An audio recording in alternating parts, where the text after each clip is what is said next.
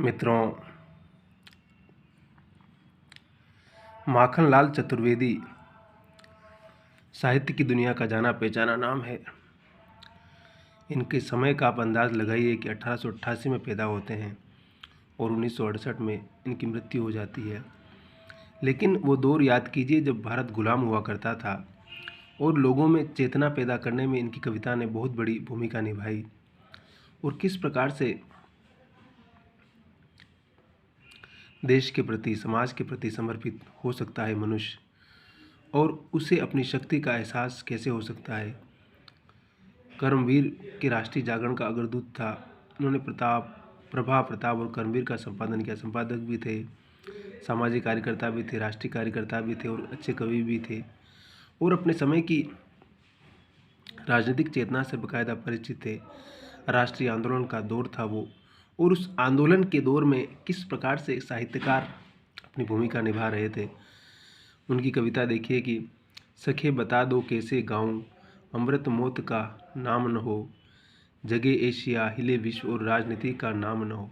इस प्रकार की बात कह रहे हैं कि हे सखे मुझे ऐसे बताओ कि मैं कैसे गीत गाऊं कि लोग मौत के नाम से डरना भूल जाए और पूरा एशिया हिले, जग जाए और विश्व पूरा हिल जाए, और नहीं लगे कि राजनीति है, ये लगे कि हमारे अधिकारों की लड़ाई है, हमारी आज़ादी की लड़ाई है, मनुष्य की स्वतंत्र होने की लड़ाई है। और उनकी सबसे प्रसिद्ध कविता है पुष्प की अभिलाषा। जो फूल होती है उसकी क्या अभिलाषा होती है कि जिस प्रकार से मनुष्य इस मिट्टी से पैदा होता है और इस मिट्टी में ही मिल जाता है,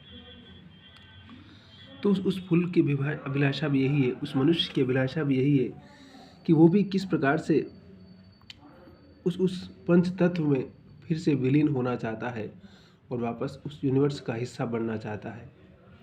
कि मुझे तोड़ लेना वनमाली, उस पथ में देना तुम फेंक, मातृभूमि पर शीश चढ़ाने जिस पथ पर जावे वीर अनेक।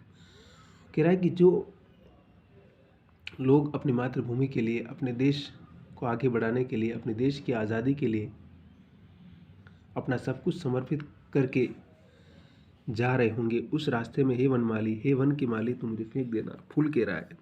तो ये उस मनुष्य की अभिलाषा है कि जो देश की स्वतंत्रता के लिए कुछ करना चाहता है, कुछ कर रहा है, बड़े मूल्य के लिए अपने जीवन का सेक्रीफाई कर रहा है, उसके लिए किस प्रकार से जनमानस अपना सहयोग देता है, जनता कैसे उसके प्रति अपना सब कुछ समर्पित करने को तैयार है।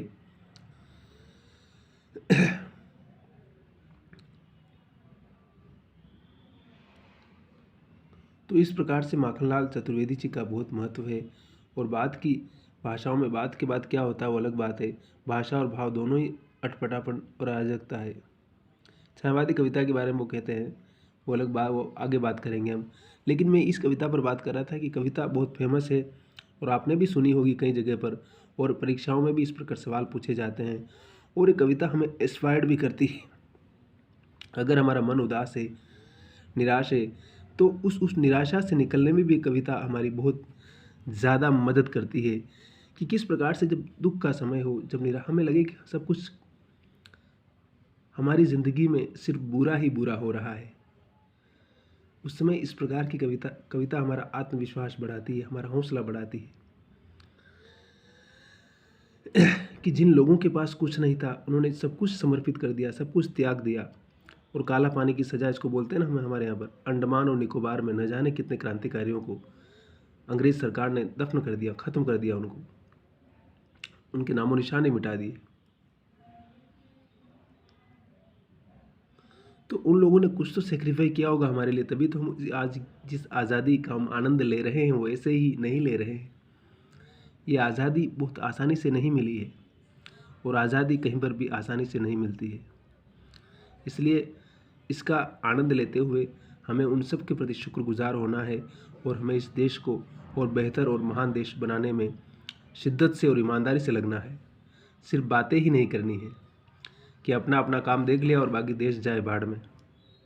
ठीक है, तो हंसते रहिए, मुस्कुराते रहिए और मस्त रहिए और आबाद रहिए, और ज़िंदगी में हार नहीं मानना है, बढ़ते रहना है, चलते जाना है, मंजिल ज़रूर मिलेगी। इस दुनिया में कुछ भी नामुमकिन नहीं है।